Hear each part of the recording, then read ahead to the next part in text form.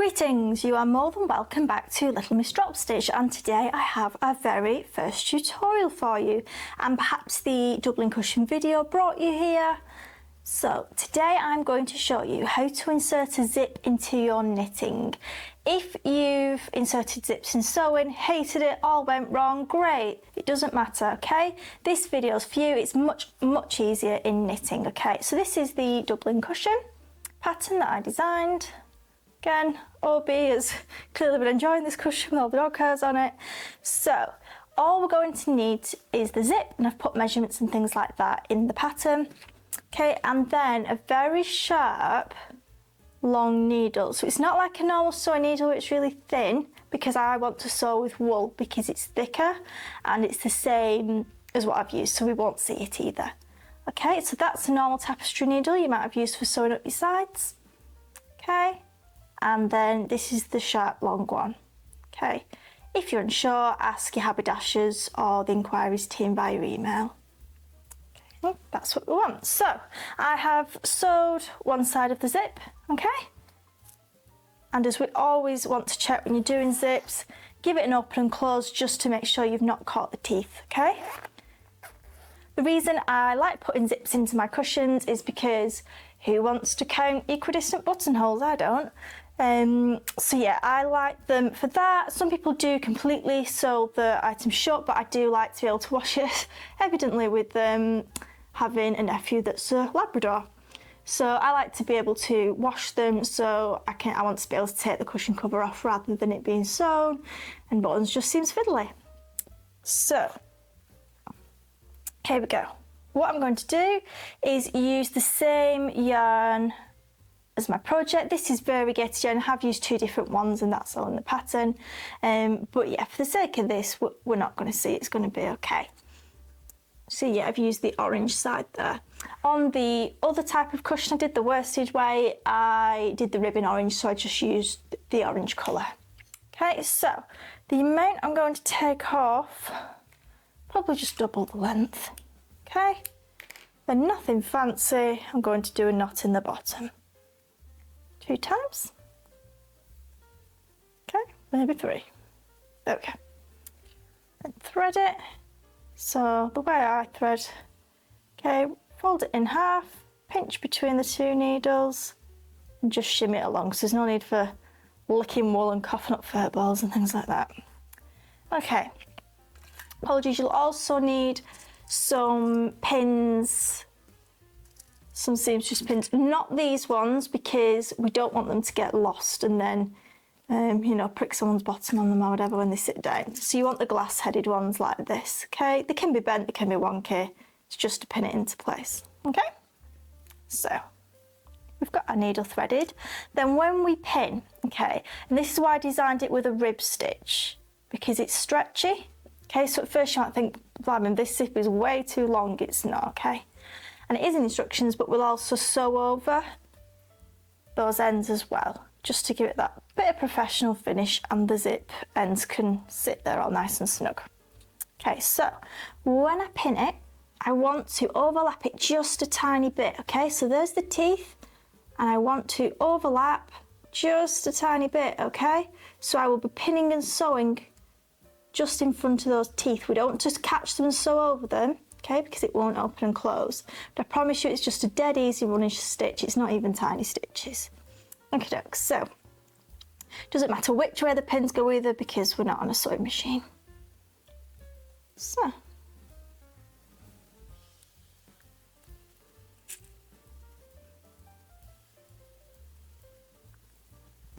I did thoroughly enjoy making and designing this pattern.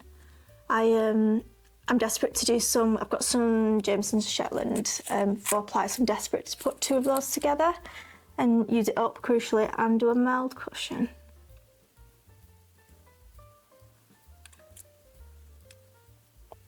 This bit, just tuck it in there, okay? This bit will always be together because it's a closed zip, okay, so it's always secured at the end, but this bit will be flapping about, so. There is the option if you really want to have the teeth showing, you know, it's kind of a fashion thing, and some clothing has that as well. I personally want the teeth to be kind of a little bit covered.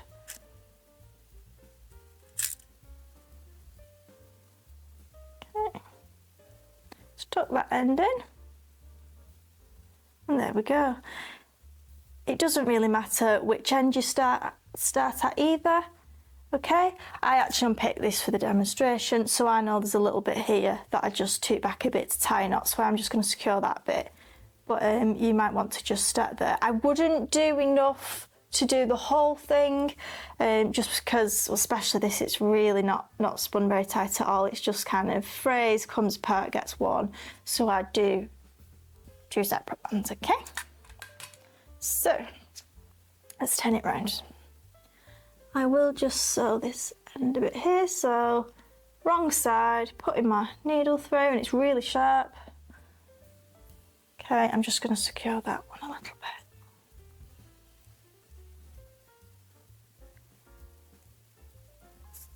And I just love how simple it is to put this zip in. Even I was surprised because I don't think I ever have put a zip in knitting before either, before this cushion. So I'm just going to cross over at that point there. I would do that as well, whether it's when you're finishing this one or starting this, or finishing it if you're going the other way. Just cross over to give it a bit of strength, and also so this bit doesn't pop out either.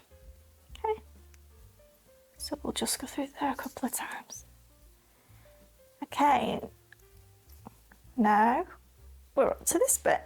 Okay, so when we take the pins out, just make a conscious effort to keep it a tiny bit over those teeth. Let's see if it's better this way for you. There we go. So it's perfectly fine to have, not too big, but you know, you could do, no, I don't have to take measured hand. How about do a cutting mat, okay?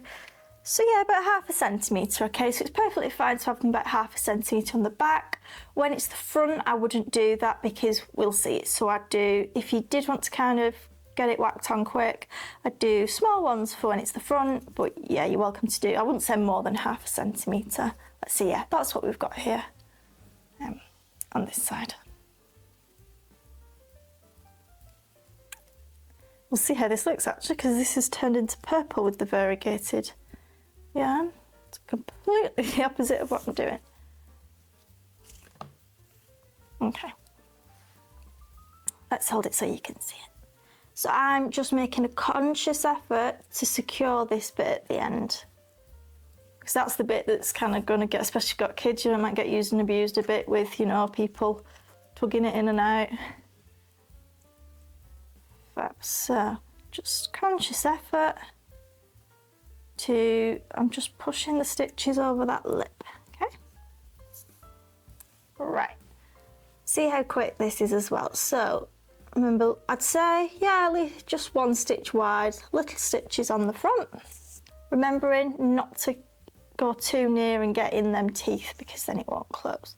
But I can do my 1/2 centimetre stitch at the back. And if you'll notice where the pins are, that is kind of, yeah, misshapen, was pulling it down a bit so it wasn't going over the teeth. So whenever I take that out, but do just hold it secure. Little stitch.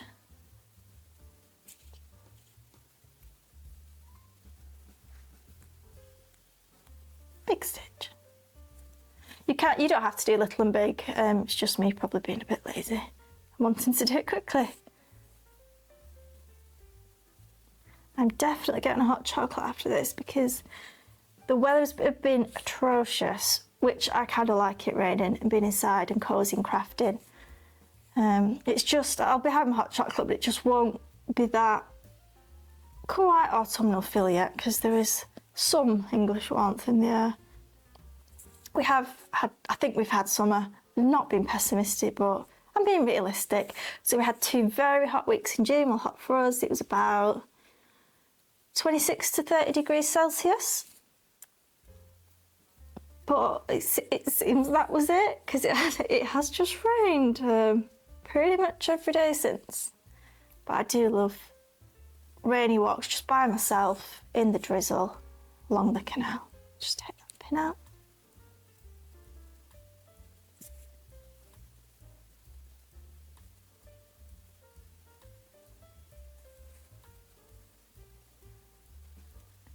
It doesn't have to be tiny running stitches. We're not doing embroidery. Okay, it's not a wedding dress that has to be real secure. It still has to be functional though. Okay, so I quite like this effect actually. So because I'm using variegated, with the orange you can't really see, that does blend in, but then this darker colour with the orange is shown a little bit. I do quite like it, and it's the back of the cushion. With the other one, other Dublin cushion, that's just stripes of orange, so I have used orange, and that's invisible. I still prefer this though to, I mean, by all means you can use, you know, white cotton sewing thread and a little embroidery needle, but I just think that shows up too much, to be honest, and because it's a different texture to the yarn, it just shows up a bit too much for me.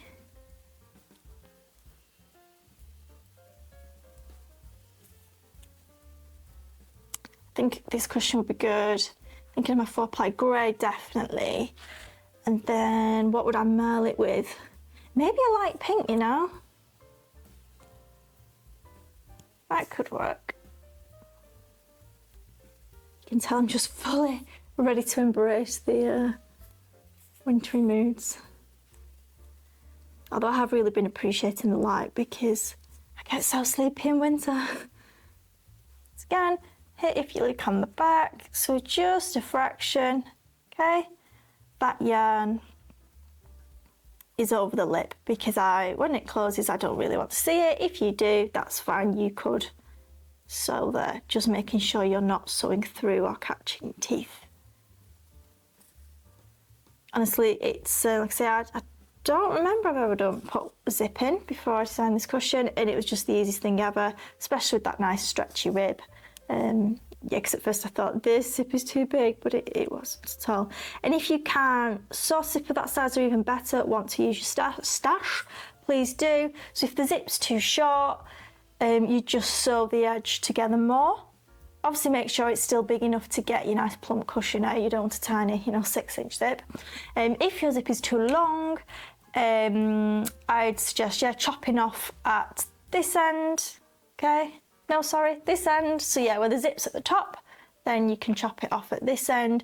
But first just make sure, if you can on a sewing machine, or if not, 2 threads at a time, embroidery thread, and sew over the end lots and lots, so it's not going to come out and unfastened. Yes, I am trying to be an advocate this year for using things from my stash. This was from my stash actually, which makes me feel very good about myself and like I can buy more yarn. Okay, so here we come to the end. We know that because there's no teeth. You might be sewing it the other way. Okay, so still make sure, even though we're at the end, and I've actually sewn up to where that meets, so I wanted the full length of the zip because I don't know if you've noticed from other videos, but this is a mighty plump cushion pad. I don't think it's too noticeable, this yarn. If I could, and I wasn't being lazy, I could have kind of wound off to this colour, but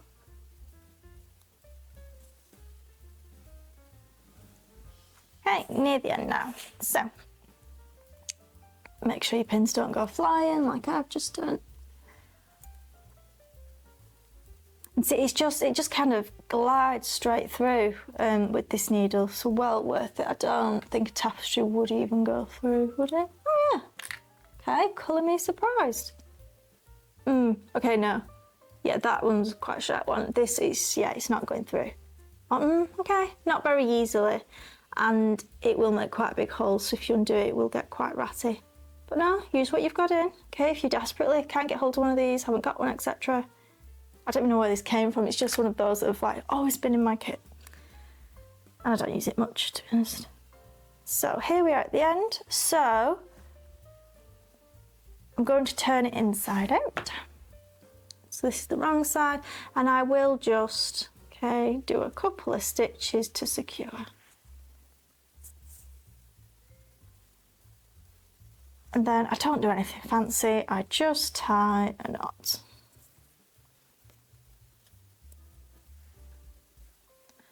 Looks beautiful on the inside though, kind of matches. Okay. No, don't snip right near, but near enough that it won't be getting caught. Okay, let's have a check. Does it work? Oh, hang on. Okay.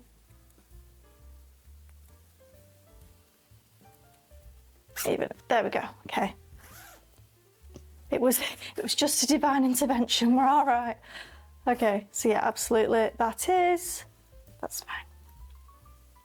fine. That orange thread isn't happy. I'm gonna look at that after this video. Okay. But for the most part, we're rocking and rolling. Okay. And then it's ready for me to put my nice plump cushion in. Don't forget, if you're not confident at fastenings, it's not something you know you're going to be taking in and out regularly, unless you're an incredibly clean, house-proud person. And do check if your yarn can be washed, or if it's can be hand washed, sink washed, whatever. But the good thing is, you can easily take your zip out if you do make a muddle of it. Get those corners up there.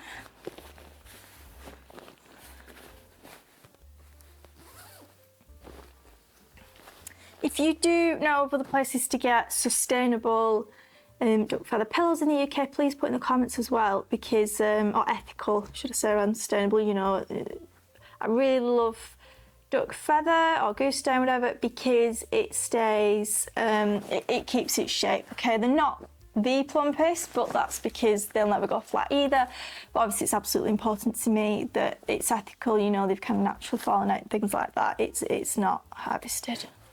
Okay, and there we have it. One precariously opening zip. If you found this tutorial helpful, like, subscribe, comment, all that good stuff. And yeah, do let me know on socials in the comments. You can see the socials down below. If you've managed to put a zip in your cushion. There we go. He wasn't doing it before the video, I swear. Thank you and take care.